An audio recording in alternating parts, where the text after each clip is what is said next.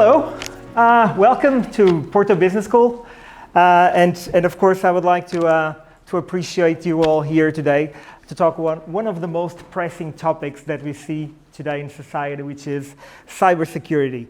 It's a growing importance everywhere. We see it in Portugal, we see it so many different industries. Retail, education is one of the examples where we see so many situations where we wouldn't like to be in. So today we've been talking that data is the new gold. Everyone is talking about the data, huge volumes of data, which data is the new gold that we have in organizations. Now the question is, it's also becoming a potential liability for organizations. So the security of our data is mandatory, and organizations and the data is becoming a major concern for different organizations. And that's what brings us here. And of course, cybersecurity is moved on from being what we call the niche area that's only the geeks and the technologists are really worried about. And some will discuss this today, but it's becoming something that managers, CEOs, and a lot of different organizations, different sectors become aware the importance of talking, discussing, and knowing what to do in this type of emergent situations.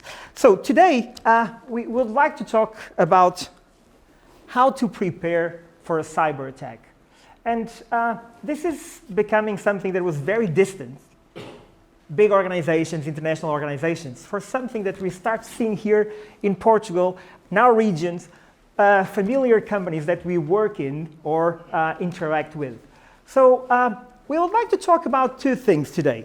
Of course, that to respond to this, Porto Business School, which has a clear mission to educate leaders to perform in the civil society and the different organizations to become agents of change, of impact. So cybersecurity is on their agenda, so it's also on the agenda of Porto Business School.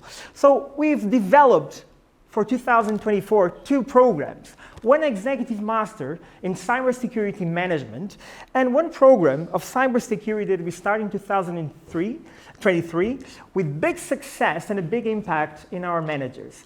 Now, today I would like to talk about this importance for PBS. We want to be a beacon in different topics, and cybersecurity is one of them.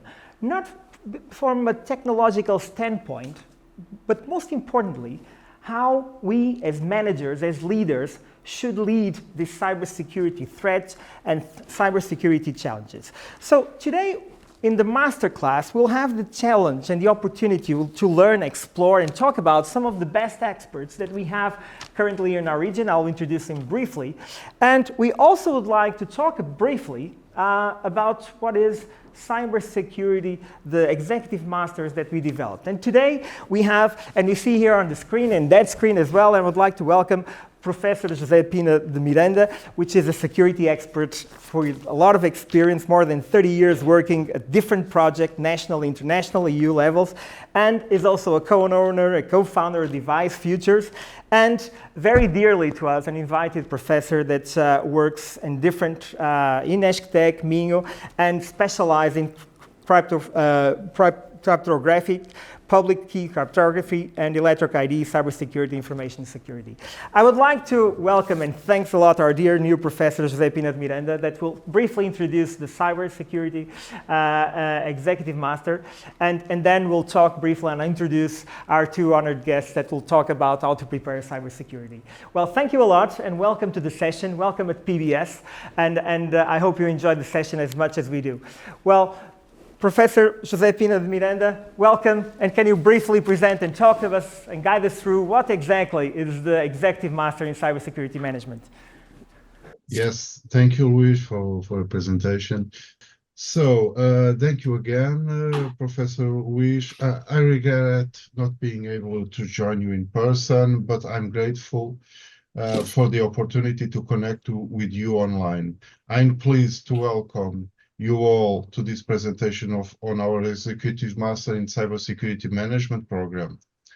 In today's digital age, as I am sure all of you know, cybersecurity has become a critical priority for organizations worldwide. With cybersecurity threats evolving at an unprecedented pace, there is an urgent need for skilled professionals who can effectively manage and mitigate these risks. Our Executive Master Program is designed to meet this demand by providing comprehensive training in cybersecurity, leadership, governance, operations, strategy, risk management, and more. Through a combination of theory, practical exercises, and real-world case studies, participants will gain the knowledge and the skills needed to navigate the complex cybersecurity landscape and protect their organizations from cyber threats. Our Executive Master in Cybersecurity Management Program is divided in 3 terms and includes also a capstone project. As part of the Cybersecurity Capstone project, students will benefit from personalized mentorship throughout the duration of their project, and each student will be paired with an experienced cybersecurity professional who will serve as their mentor. This mentorship ensures that students receive individualized attention and support, ultimately enhancing the quality and success of their capstone projects and of their master in cybersecurity. The first term comprises the courses that you can see on this slide, taught by leading cybersecurity experts and professionals from the industry and university, many of whom you may recognize by name. At the heart of our Executive Master in Cybersecurity Management Program is the development of effective cybersecurity leaders and managers. So in this first course, participants will learn how to lead cybersecurity teams, develop organizational strategies, and engage stakeholders to build a culture of security. In the second course, we'll cover the latest regulations and compliance frameworks, ensuring participants are equipped to navigate the complex legal and regulatory landscape, because understanding regulatory requirements and compliance standards is essential for cybersecurity professionals. The third course prepares participants to effectively detect, respond to, and recover from cybersecurity incidents, minimizing the impact on their organizations.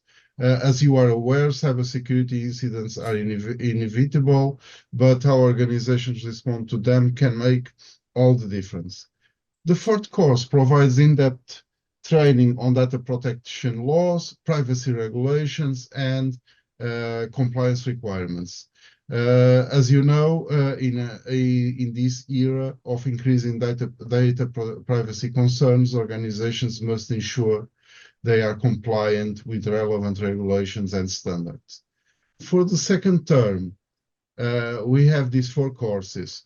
A strong cybersecurity strategy is essential for protecting organizations from cyber threats.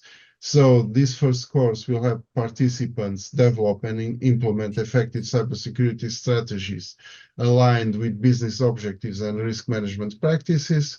The second course covers risk management methodologies, risk assessment techniques, and risk mitigation strategies to help participants protect their organizations from potential threats. Identifying, assessing, and mitigating cybersecurity risk is a core competence of cybersecurity professionals, and in the third course is led by Paulo Plácido, here today with us for this open masterclass. As organizations become increasingly interconnected, securing the supply chain against cyber threats is more important than ever. Our Executive Master Program explores supply chain cybersecurity strategies and best practices to help participants safeguard their organization's digital assets.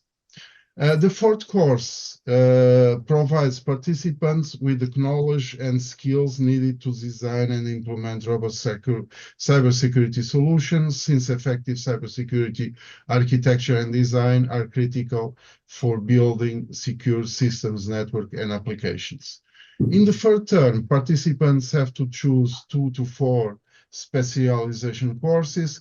Cryptography plays a vital role in security data and communications in cyberspace, and our Executive Master Program covers cryptographic principles, encryption techniques, and cryptographic protocols to help participants protect their organization's sensitive information. The Advanced Network and Cloud Security course addresses advanced topics in network and cloud security, equipping participants with the skills needed to secure modern IT infrastructures. For most of the companies, with the increasing adoption of cloud computing and virtualization technologies, securing network and cloud environments has become a top priority. The cybercrime and cyber threat hunting teaches participants how to identify, analyze, and respond to cyber threats effectively. As you are probably aware, cyber threats are constantly evolving, making cybercrime detection and threat hunting essential skills for cybersecurity professionals. As secure software development and operational security are critical components of cybersecurity, the development, deployment, and operation course covers secure development practices, deployment strategies, and operational security considerations to help participants maintain secure environment. The cloud compliance and governance course provides participants with the knowledge and skills needed to achieve and maintain compliance in cloud environments. Ensuring compliance with cloud security standards and governance frameworks is essential for organizations operating in the cloud. And finally, the cybersecurity, data analysis, malware analysis, and reverse engineering course teaches participants how to analyze cyber threats, identify malicious activities, and respond effectively to security incidents. André Batista is a well-known, skilled ethical hacker who was nominated as the best worldwide ethical hacker some years ago. In conclusion, our Executive Master in Cybersecurity Management program is designed to equip participants with the knowledge, skills, and tools needed to address the complex challenges of cybersecurity in today's digital world. Thank you for your interest in our Executive Master. I had 7 minutes to present it. I made it in 9 minutes. I invite you to apply to our Executive Masters that will help you achieve your cybersecurity goals and make a positive impact in your organization. Thank you. If there are any questions.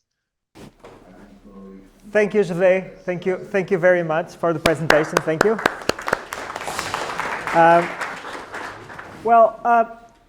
As you've seen, that when we think about the new Executive Master, we think about bringing the best of academia, the best of practitioners, and bring world experience practitioners to actually implement strategies on the Executive Master that we develop. And cybersecurity, I believe, is a great example of something that reunites the best of the academic, the best of practice to solve real problems. So to solve a real problem and to react, and now we can actually start here the projection, I would like to call Paulo Plácido and Pedro Zeferino.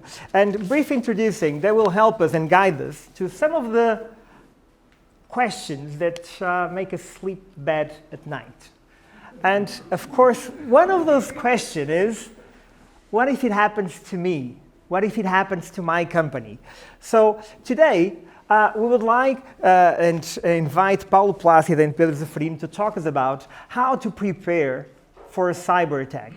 The main factor is how you can survive and how you can recover from a cyber attack. So briefly introducing our two guests of tonight, Paulo Plácido, Head of B2B Operations at NOS, responsible for services for providing to those customers, namely cybersecurity, mobility, IT, connectivity, and Internet of Things. Is more than 25 years of experience in different areas, executive roles, and among others, Network Operations Director, Engineering Director, and CIO. With a degree in Electrical and Communications Engineering by Coimbra University, holds an Executive MBA from Mesari and Georgetown University. So welcome, Paulo Plácido, for coming here. And finally, Pedro Zeferino, Head of NOS Cybersecurity, including offensive and defensive securities and security architecture and strategy teams, and more 20-year experience in technological and management roles in networking and broad security arena, among others. So welcome.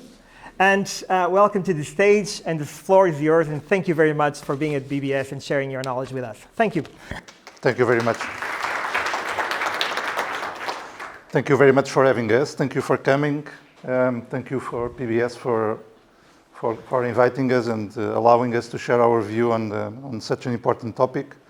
And before starting, to congratulate PBS for these two initiatives, both the Masters and as well this session, which, as I said, a very relevant topic to many to all of the organizations here represented. So just to set the stage and two things why this is such a provocative title, or mainly the subtitle. That's probably the tradition of PBS to put challenge even in the title. This is really a challenge for every organization, because organizations have to be right at all time, and attackers, they just have to be right once. And if they get in, Pedro will explain what can happen. So this is really an imbalance and a natural imbalance between organizations which have to do a lot of things right and have to be right all the time, and the actors which are trying all the time as well, and they just have to get right once, and they can do some really bad things to organizations. That's why this is such a hot topic, and that's why organizations put such an effort on this topic.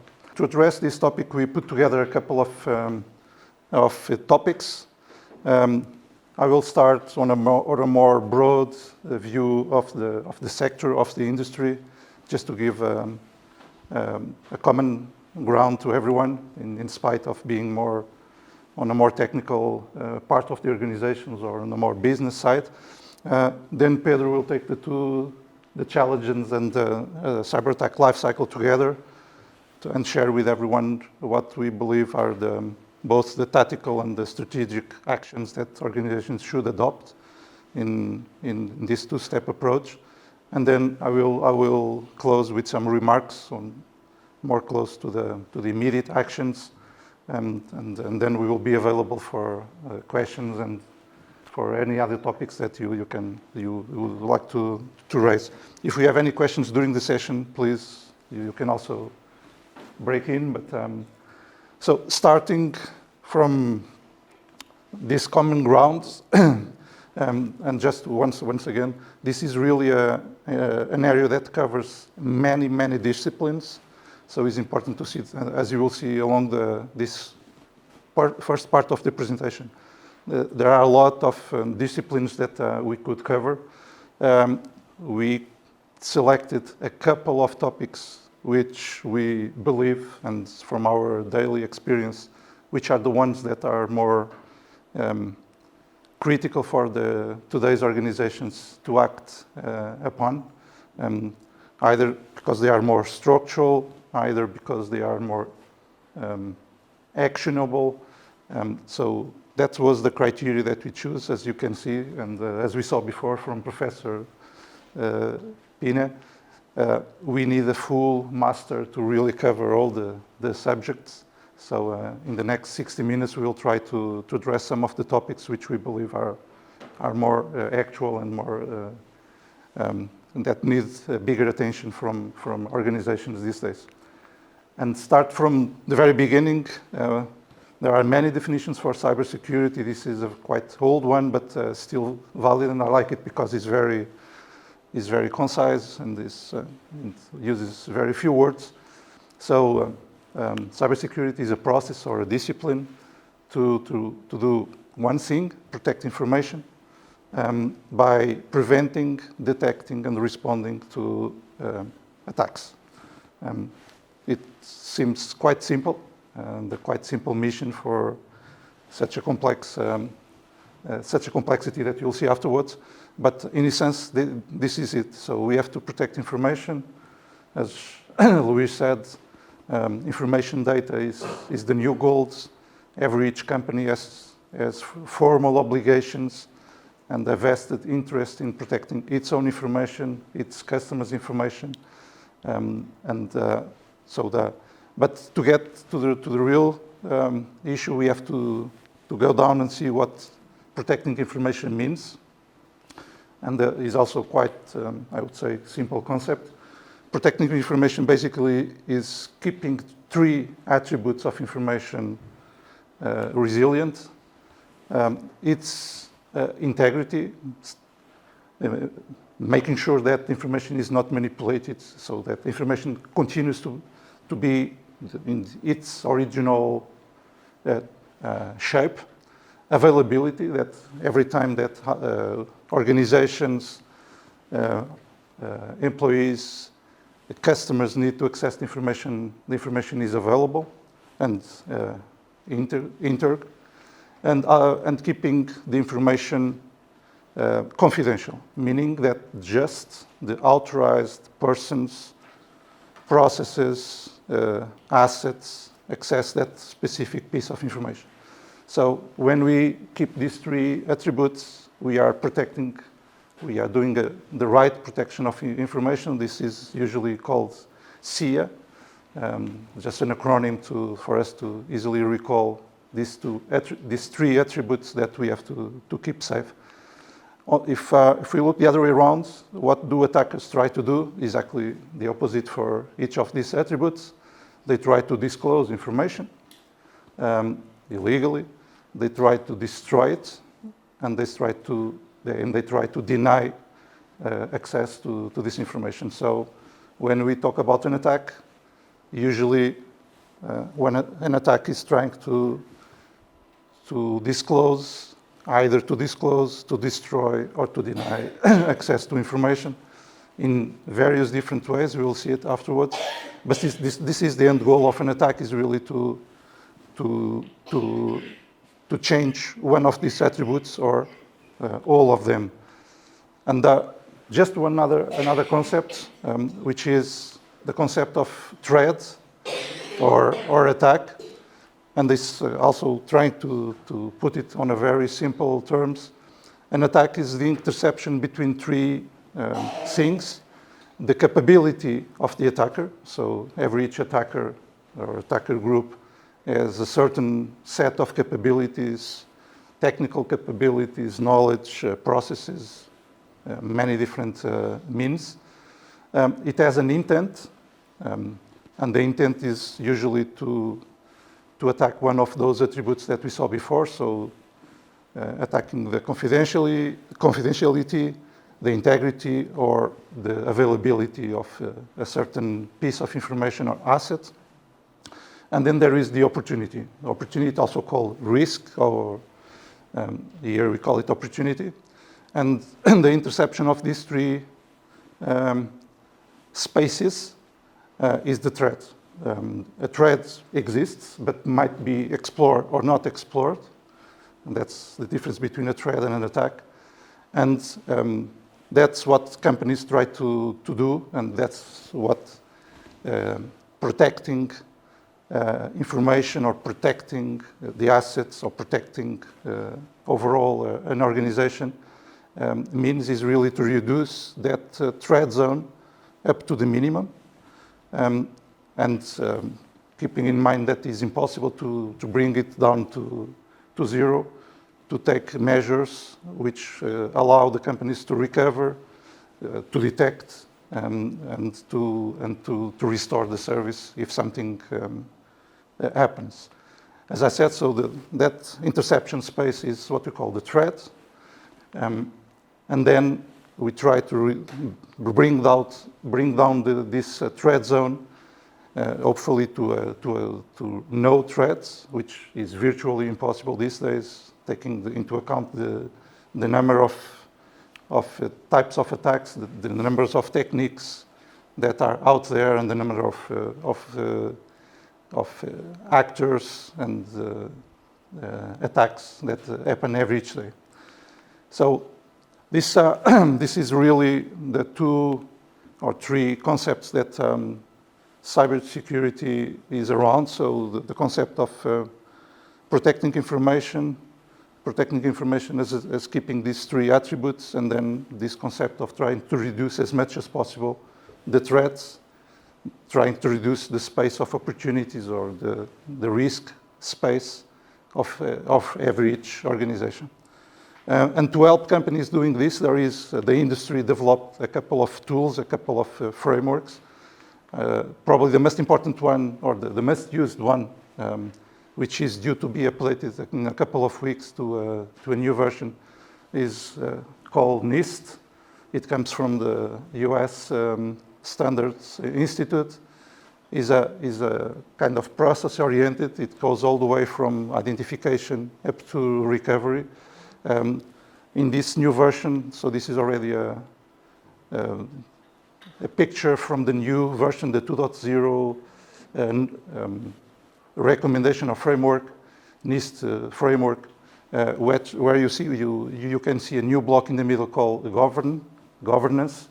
So it's probably the most hot topic these days around cybersecurity, because it involves a lot of hot topics like the governance as such, architecture, supply chain, a couple of topics which in the previous frameworks were not so much talked. So the niche.2 is a good framework that organizations use quite a lot, especially during gap analysis phase, so in the early phases of defining a strategy. Another important framework and useful framework, which is more used for taking real actions or some protecting actions, is the CISA, also a US regulatory body. And this framework looks after more and has as pillars the assets where information lives, where information resides. So either the devices, the network, which is probably the topic that we will talk more. So each pillar is an important vector, an important asset to be protected. And this framework comes with a new concept, which the industry has developed along the time, which is this concept of zero trust, of never trust, always verify. So is a new concept which a lot of companies will adopt in the coming years, or are adopting already in some business processes. And this comes, or one of the origins is this framework from CISA. The last one, which is not to look after, is just to give you a sense of how many and how vast is this ecosystem, and how many different tactics and techniques are out there. So there is this framework coming from MITRE, which basically is an open database, open repository that shares all the tactics and all the techniques that are known so far. So every time a new tactic, or tactics are pretty much closed, are 14 tactics, but there are around at this moment around 400 techniques and sub-techniques, 200 techniques and around 400 sub-techniques. And this is really the open database that many people in the industry use to really know exactly which techniques are out there, and when a new one comes out, is one of the places where we can know it better and have more information about what actors are doing using that tactic or technique. Just 2 slides on also everything we saw comes from the other side of the Atlantic, but the European Union is now catching up, and during the last 2 years, and I would say in the next 2 years, we will see a lot of regulatory frameworks coming out. NIST2 is probably the one that is more on the news at this moment, because it's both expanding, usually used to be applied to critical sectors, critical infrastructure sectors, and that was niche. Now NIST2 comes with a much broad set of sectors which will be implied directly, and also with a much broad and much higher set of requirements for the organizations to comply with. So I would say that virtually almost no organization will be completely out of NIS2 because either directly, because it's one of the directly impacted sectors, or indirectly due to the supply chain requirements. Each company has to, in some way, prepare to be more familiar and more prepared for NIS2. Another one which is with even more detailed even more detailed, but specifically for the financial sector, is this Digital Operational Resilience Act, also called DORA. This is especially for the financial sector, so everyone that is in the financial sector, in the banking, this is going to be in the agenda. It's already in the agenda and will be in the next years because it will be due by the 1st of January 2025. So every company in the sector is working to adopt DORA and to take all the actions that. Just one last point on this, which is the complementarity between cybersecurity and privacy. This is usually also there is some misconfusion between both, and that's because the biggest attacks have been around disclosing privacy data or information from customers and other type of information that relates to people. And just one point on this topic, which is there is a huge complementarity in between cybersecurity and the risk management within organizations. Is they have to work really side by side, and especially on privacy, where all the feeds from cybersecurity go to the privacy side, and also the other way around. So privacy has to leverage a lot on the skills of the cybersecurity teams due to these cyber events which relate to privacy events as well, which are usually companies have to disclose that, and so a lot of information is needed. Another slide, which just to share with you the landscape of players in this industry is huge. So it's not supposed to see just that there is a lot of companies playing this in this sector.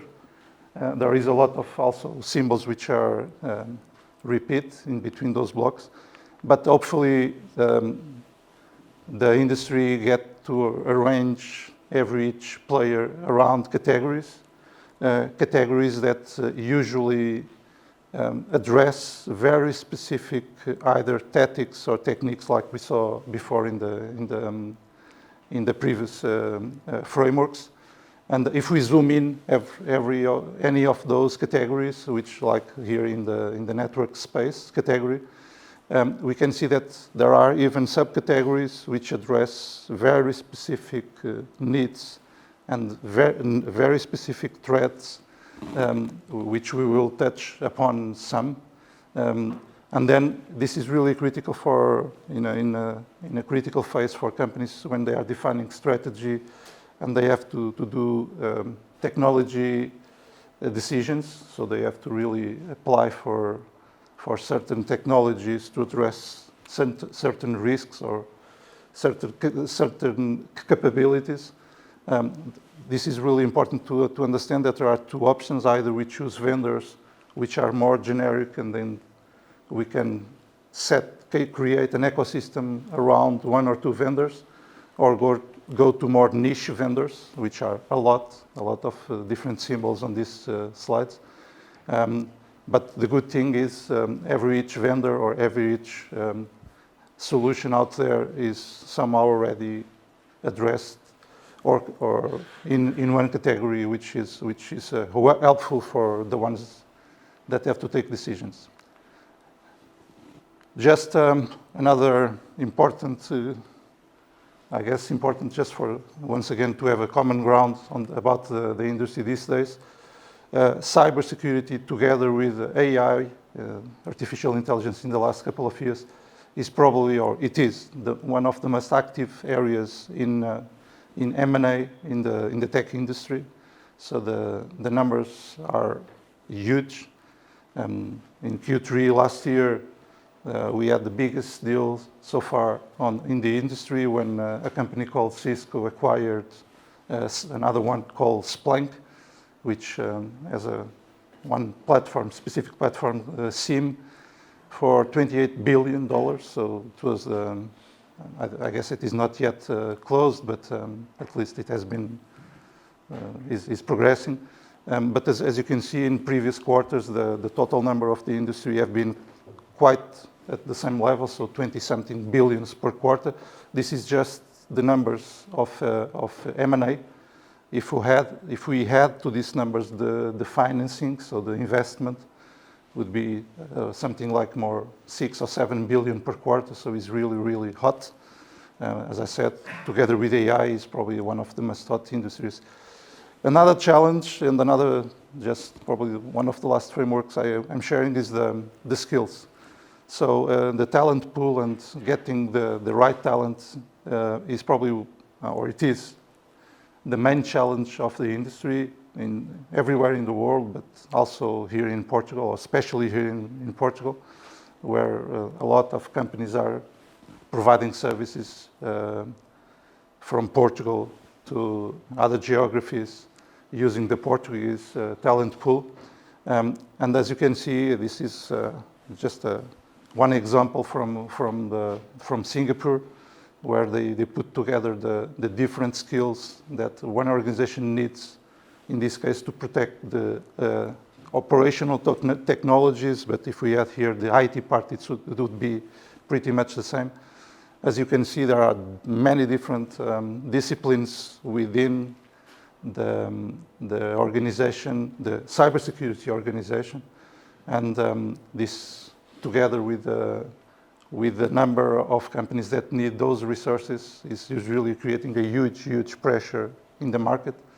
So it's very, very difficult to get both skilled people and get those skills at the number that we need.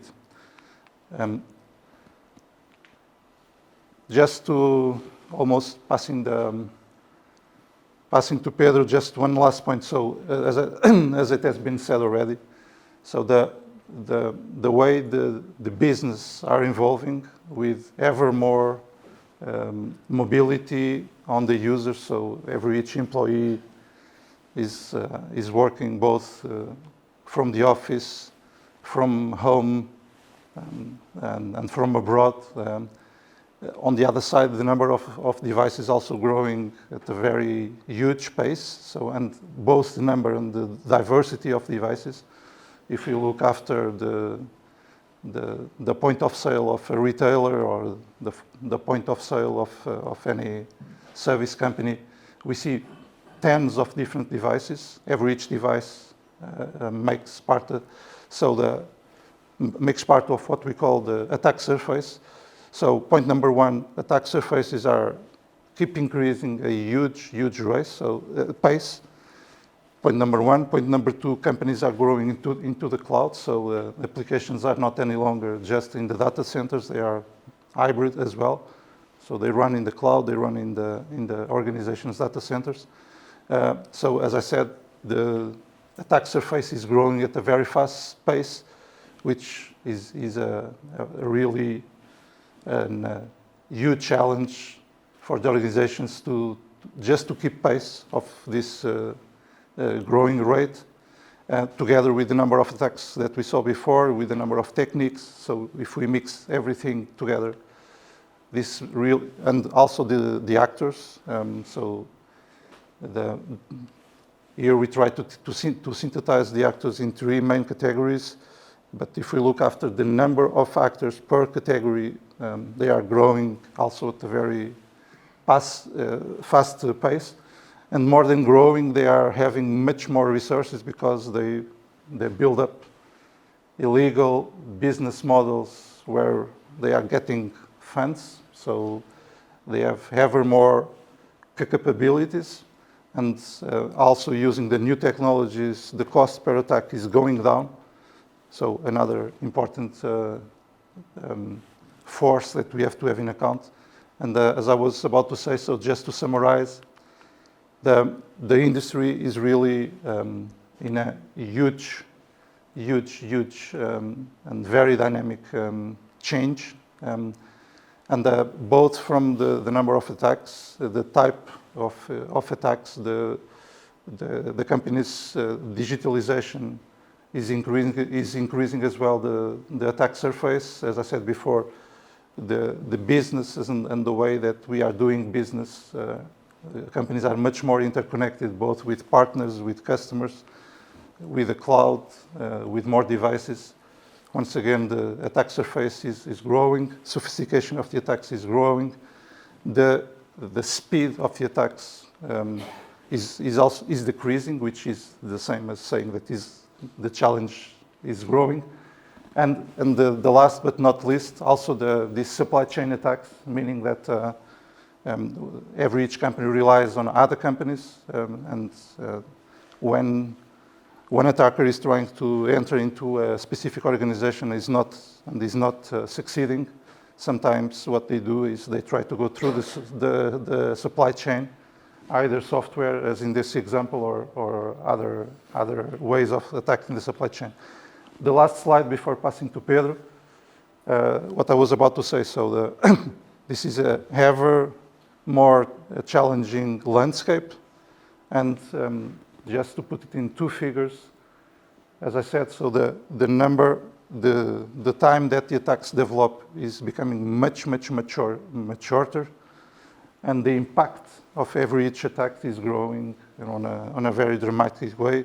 These are international figures. I didn't, but if we bring it down and resonate to the Portuguese market or to the Portuguese landscape, we have exactly the same behavior, where the attacks are being every time more quick, and the impact of each attack is growing at a significant pace as well. So very challenging landscape with a lot of changes happening, both on the vendor side, on the technology side, on the actor side. So companies really need to take measures, and this is what Pedro will cover in the next slides. Thank you very much.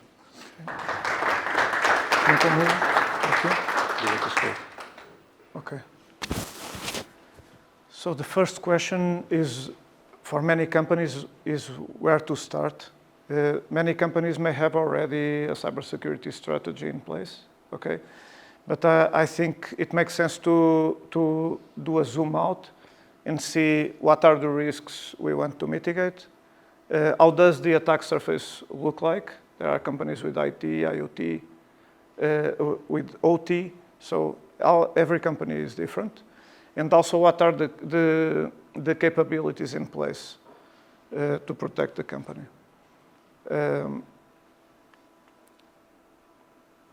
Next, the normal way to implement a cybersecurity strategy is to take the frameworks that Paulo mentioned before. There are frameworks for almost every industry, and in those frameworks there are security controls that will fit your company. But this is normally a process that can take very long time, okay? And meanwhile, there are risks. We have seen many companies in the middle of this process being compromised because there were risks that could be tactically mitigated, but as the process was going on, they were expecting to get to the right phase to implement the measures.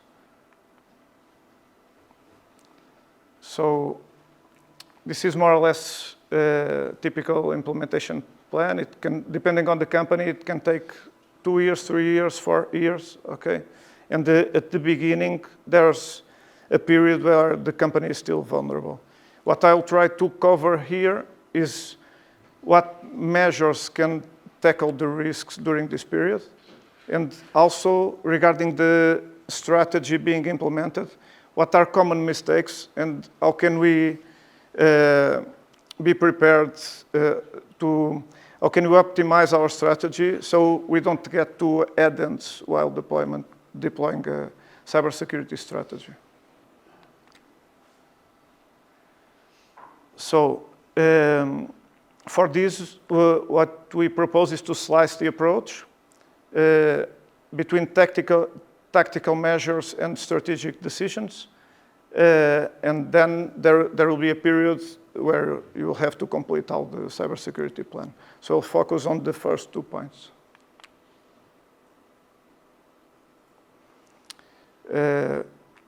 Looking at the incidents we see, most of those could be tackled with some simple measures in place, okay? One of the most common is multi-factor authentication. Nowadays, identity is the first line of defense. When we talk about multi-factor authentication, is the other controls than user and password, like an SMS or an authenticator app or a security key. The other point is having an XDR software implemented. XDR is extended detection and response software. What it does is it complements the anti-malware software that nowadays doesn't mitigate as much risk as in the past. We see that only 30% of the attacks use malware in the attack process. And also, part of that malware is not detected because there are many techniques to obfuscate malware nowadays. So it's very difficult for an anti-malware to detect it. So XDR brings into play the behavioral detection. Most of the attacks are living off the land. So it's like a normal user. It starts on compromised credentials. It enters some company asset and it acts like a normal user. But normally, on that way, there are some things that are not so usual. And those may be detected by the XDR platform as a complement to the anti-malware. The other point is to segment credentials. We have seen very big organizations going down because the credentials used for the corporate tools are the same that are used to access the critical equipments or critical infrastructure. So that's a point. And that's something we have seen since some well-known attacks companies doing to protect themselves. The other point is internet-facing vulnerabilities. Depending on the company, there will be more or less assets exposed to the internet. Those should be absolute priority because the normal entry points are VPN, where we have implemented already multi-factor authentication and everything is secure. But if we have vulnerabilities in internet-facing devices, that's another entry point to your network. The other point is harden the privileged accounts. The number of privileged accounts should be reduced to the absolute minimum. Also, in some cases, depending on the company and risk appetite, there could be a 4 eyes authorization. 4 eyes means that 2 people are needed to access a critical asset. The other point is to segment network. One of the segmenting the network, one of the points to address is workstations. There's no need for a workstation in a company to connect directly to another workstation. Everything works through a third party to a third equipment, so there's no need for that. That's normally cannot be easy to implement. I'll not cover SASE, but SASE will more or less virtualize your workstation's network, and to isolate communication between workstations or any other measures is very easy on that approach. The other point is ensure the adequate level of segmentations for other assets. Those are normally your data center. Okay, we've seen in some companies very flat networks with different assets that normally don't need to communicate between them. So those should be isolated at least per domain. And with these measures, we could, while deploying a cybersecurity strategy, tackle the biggest part of the risk. The other point is what assets pose more risk to the organization. There's always a conversation about critical assets and a focus on critical assets, but criticality is based on what's the effect if it fails in your operation, but it's different from risk because the assets that pose more risk to the organization are normally not the ones that are more critical. So we think that the focus should be on the assets that pose more risk.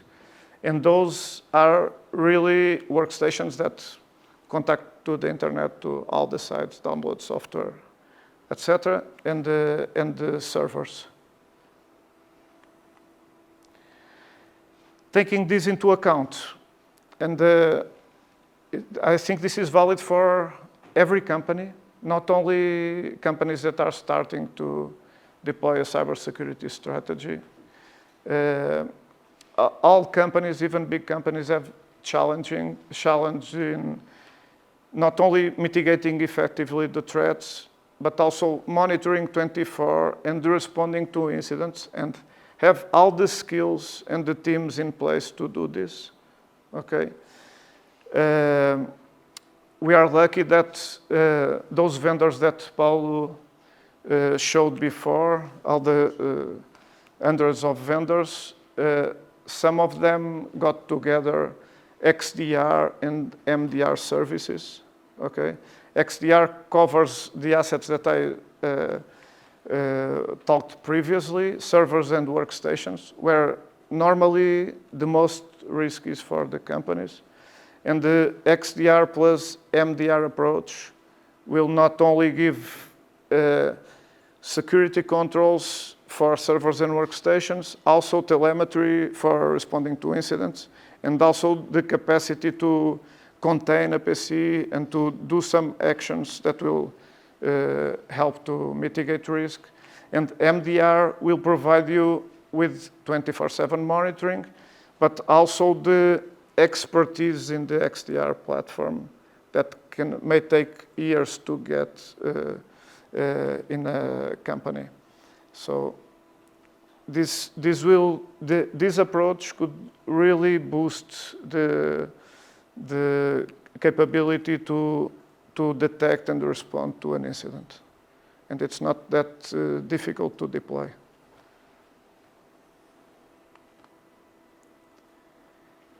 Another tactical measure is to open yourself to external entities. There are researchers around the world that upon a vulnerability is discovered, they scan assets around the world, and normally they would contact, some of them could contact the companies if there is a public channel to do that. Researchers that specifically target one of your assets and have a more deep research on some vulnerability you have can also use this channel, if it is created, to communicate the vulnerability. And there are some legal measures around this channel, but that's something to see with the legal department. Okay, the other point is prepare for a critical incident. I'll not cover the plan itself, how we prepare to a critical incident. I'll cover what are normal problems we have after building that plan. And any plan, even though the cybersecurity strategy is being implemented, even if it's not a very extensive plan, any plan is better than no plan. Because some simple things are really challenging if we try to address it in the middle of an incident, okay? It's not enough having a huge recovery plan because no one will read it when there is an incident. When there is an incident, we have to have some guide with the major tasks and who is responsible for those tasks, what departments we need to engage, so we can parallelize actions during an incident. Tabletop simulations. Normally, at least many I did, they lead to some failure points that we didn't predict before. So going through the process, bringing the teams together, and simulating the incident response, we see that we were counting on some platform that is now compromised and we cannot use to communicate. So, or in things like that, or that the incident was in the SMS center and we need SMS to authenticate in the VPN. So those kind of failures in the plans come in the tabletop exercise.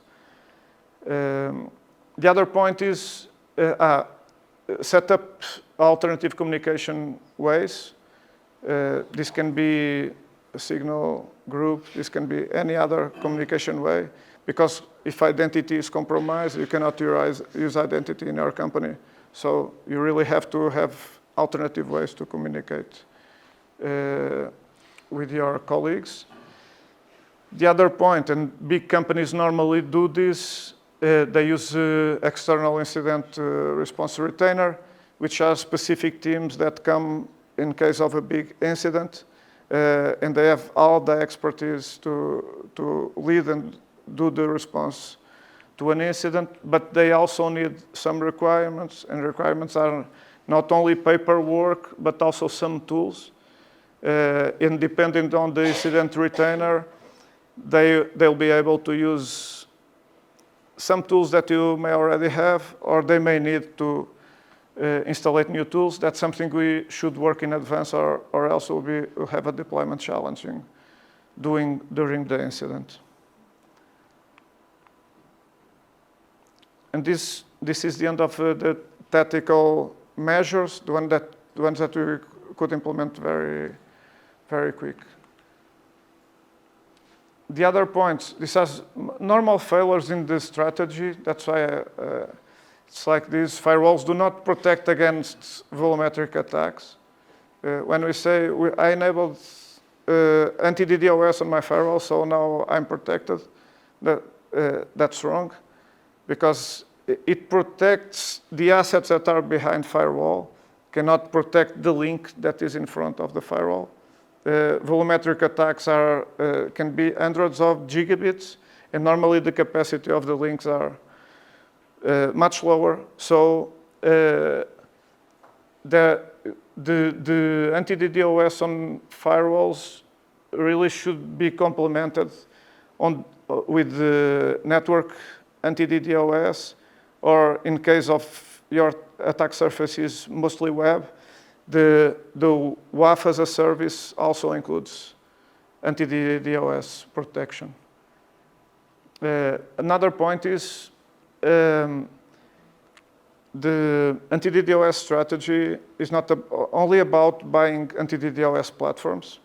So we have firewall with anti-DDoS, we have network anti-DDoS or WAF. It has also to do with hardening in the backend systems, because anti-DDoS defenses take time to block the attacks. And it can be 3 seconds, 4 seconds, can be 1 minute. During this period, the systems, your backend is being flooded, and is consuming a lot of resources. So that there has to be hardening in the systems.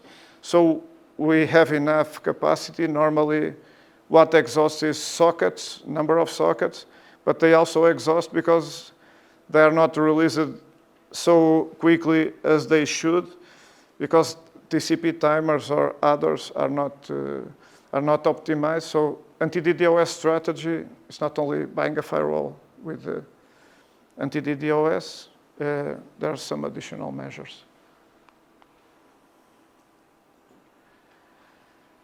The other common mistake is to manage vulnerabilities based on CVSS score, which is a severity score. It relates mostly to the impact of the exploration of the vulnerability.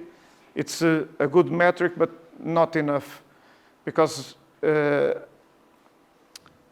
more or less 20% of vulnerabilities have critical CVSS. And if we flood the areas with these vulnerabilities to solve, most of them will not even be exploitable, because they have high impact but low probability of exploitation. So to manage the vulnerabilities based on risk, we really have to have another metric, and those metrics come with the vulnerability management platforms.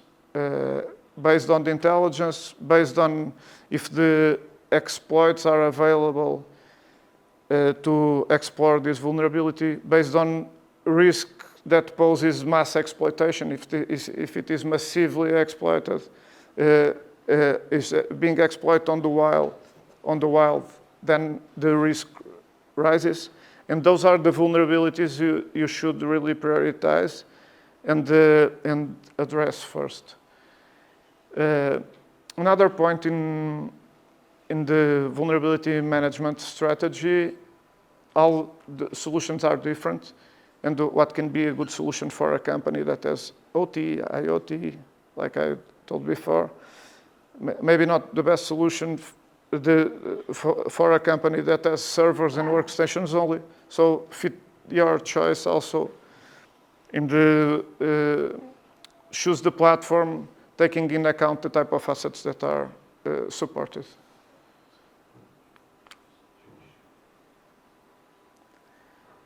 Offensive security. I have a bit of bias to this subject because some companies start from compliance, and there is a difference between being compliant or being mitigating risk. I can give an example.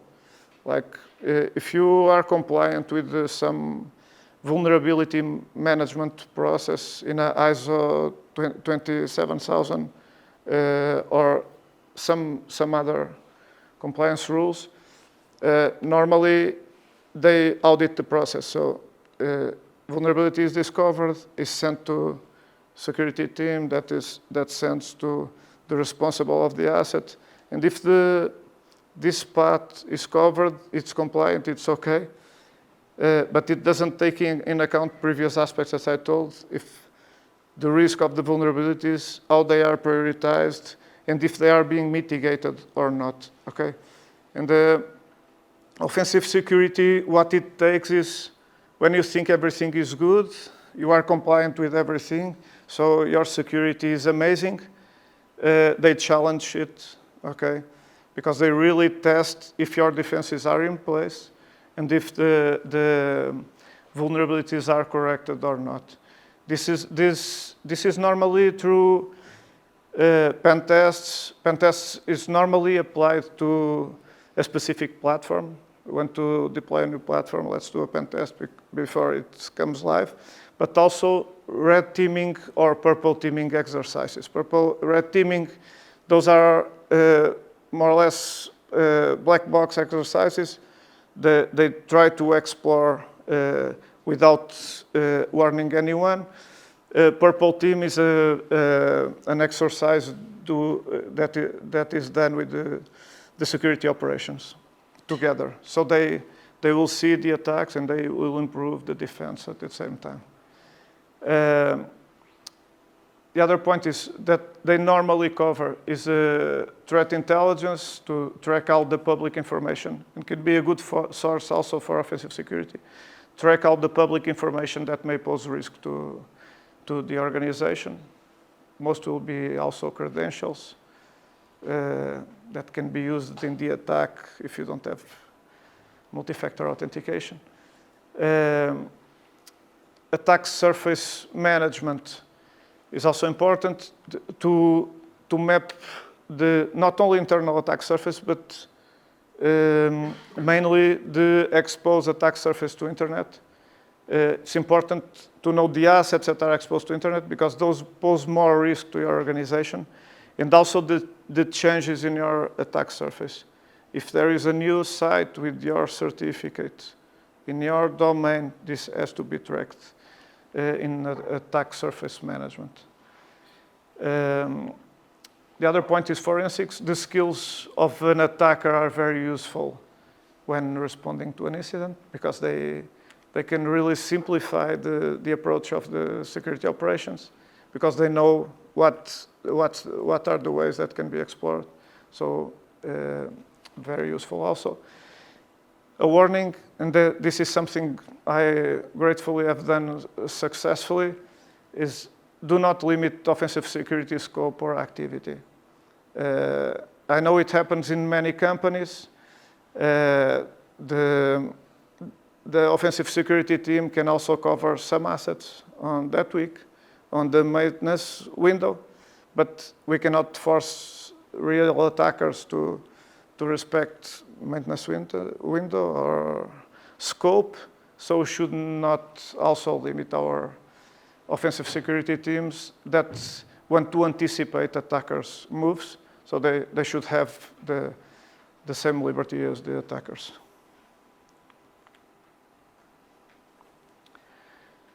This one is hard regarding the monitoring strategy.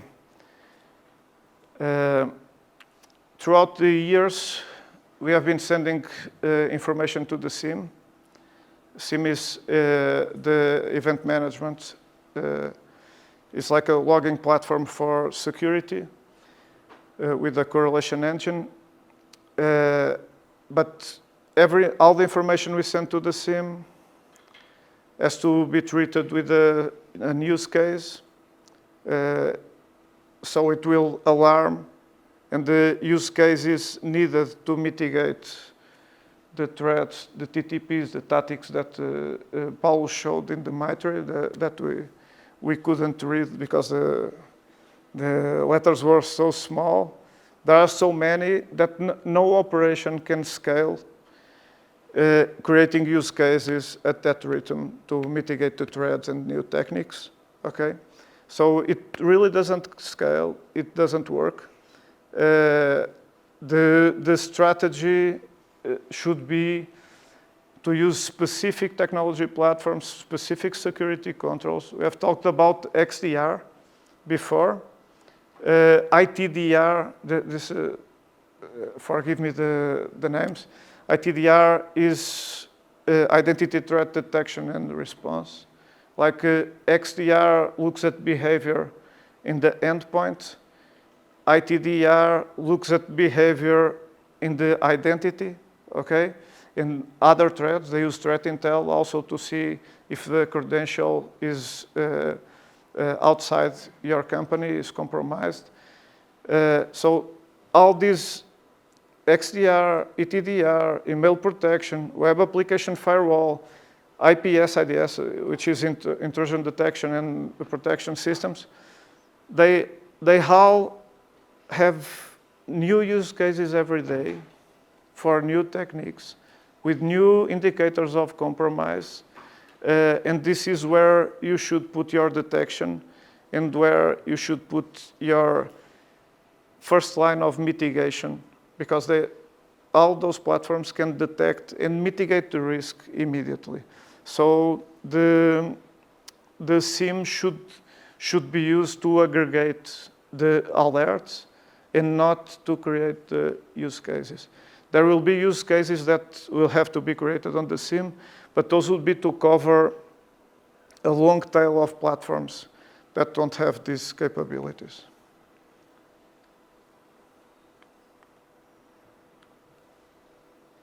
The other point is regarding security operations. Normally, the SOC, the Security Operations Center, is layered in level 1, level 2, level 3. And then after this, there will be specific operations team that will have to act on an asset. And they will do typical actions, like IT team will block an email or will block an identity. Here, the advice is to enable your security operations team to do these tasks immediately.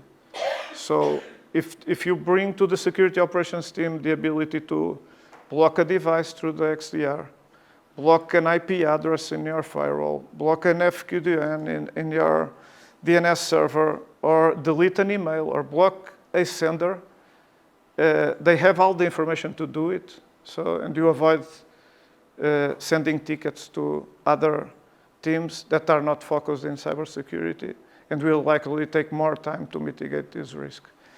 So, and after this, and after having the capabilities, after having a good baseline on security operation playbooks, we may start thinking about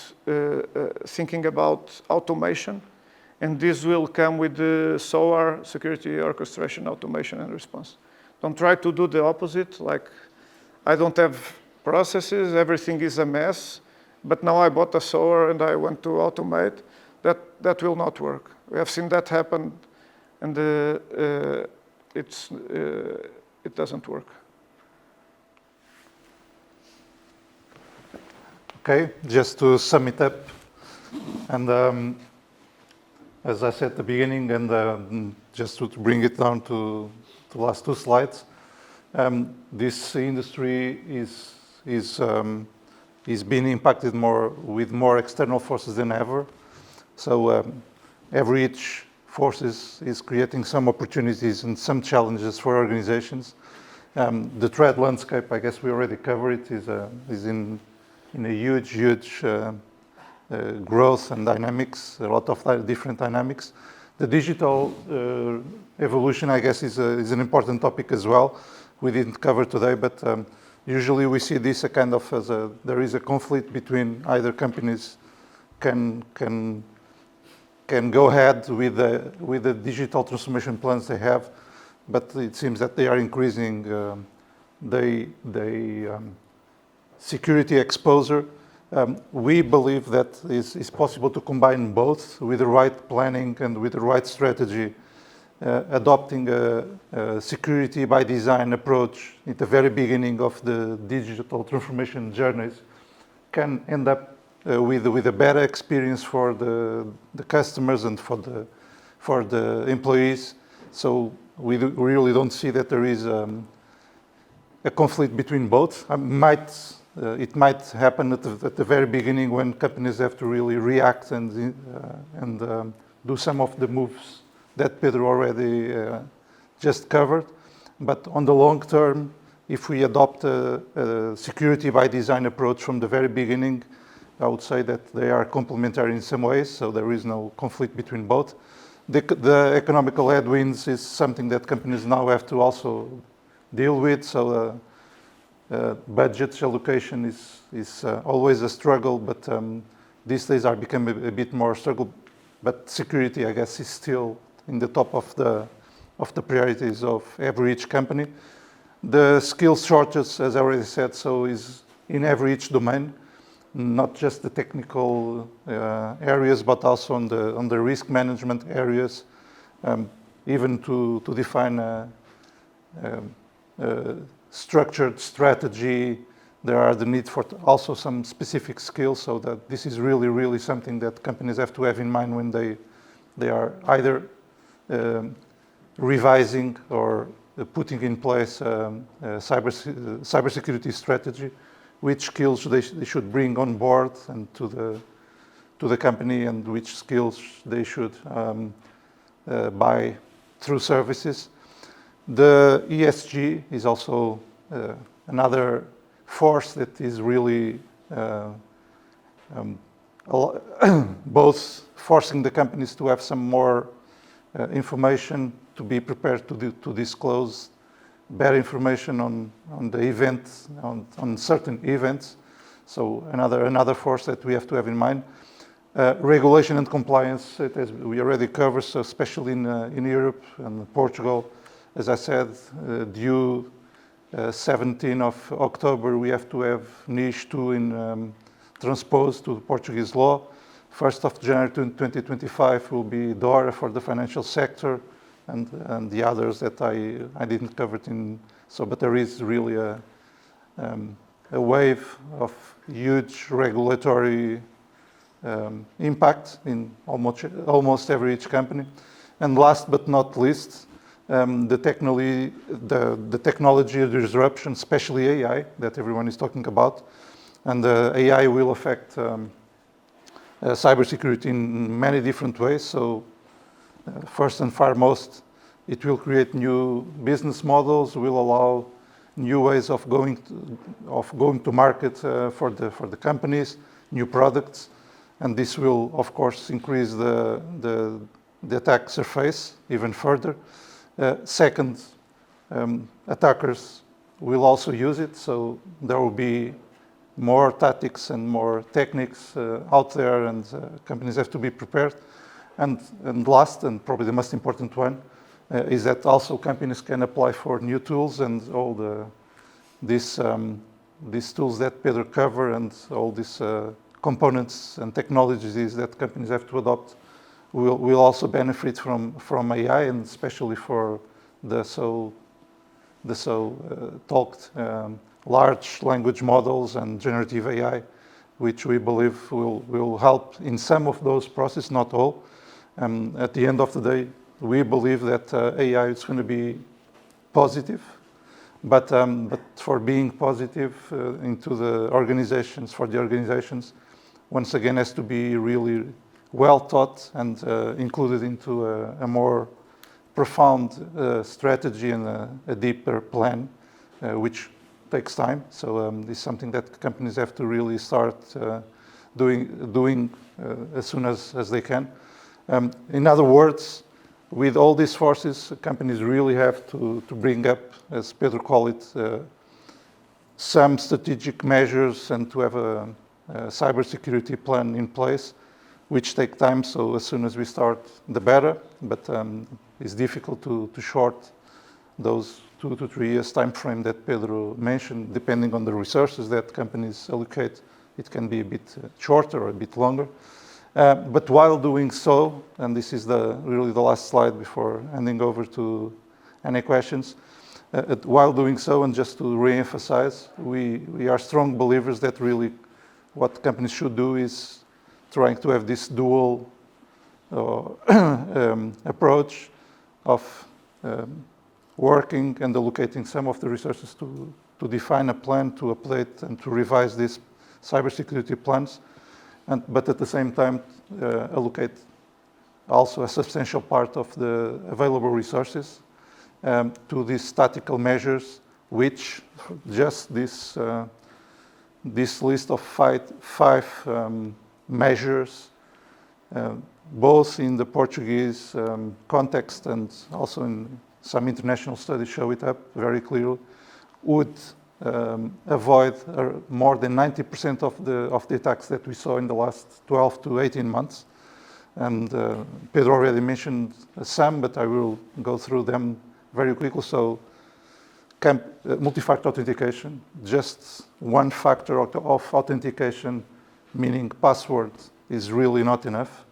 Is something that, because is one factor that comes from something that we call something that we know, but others can also know. Usually what companies do in this phase is really to add at least a second factor authentication, which is something that we have. Usually the token, everyone is using what receives a token out through an application or through a message. Just by doing that, a big and substantial part of those 90% of attacks that go through compromised credentials will not go through, will not succeed. Some other are already having a service factor of application, which is something that we are usually our biometrics, like every each smartphone does these days. So just by doing the second factor of authentication, so we don't need to go straight into multiple. Just the second brings a huge help. The difference in terms of the level of resilience on the credential side. The zero trust principles apply both for internal users or internal employees, and the external or partners is also critical. So never trust, always verify. Every transaction has to be verified. We have to make sure that that identity is being used properly by the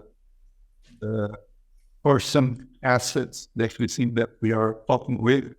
So all this concept of zero trust is come up with 3 or 4 specific ideas behind or within this much bigger area that we call zero trust.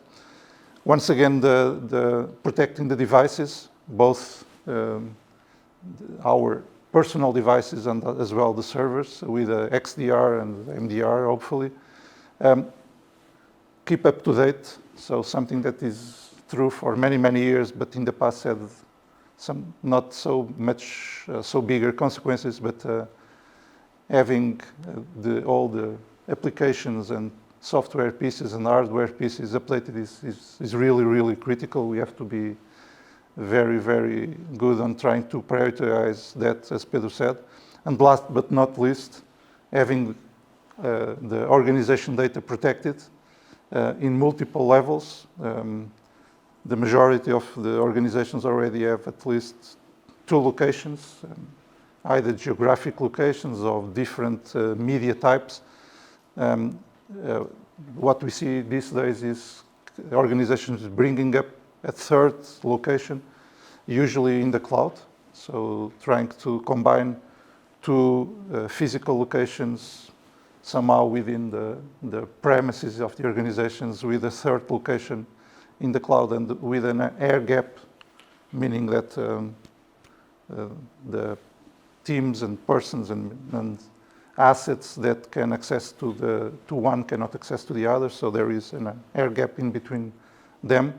And this is really the critical point, because if, and going back to the title of this session, if we really, if the attack succeeds and we have to engage into a recovery phase, having the information available is really crucial. Otherwise, there will be no recovery if we get to that point. So this is really the sum up of what we had today to share with all of you. We hope that was useful, and so we are available for any further questions, topics, suggestions. Please feel free.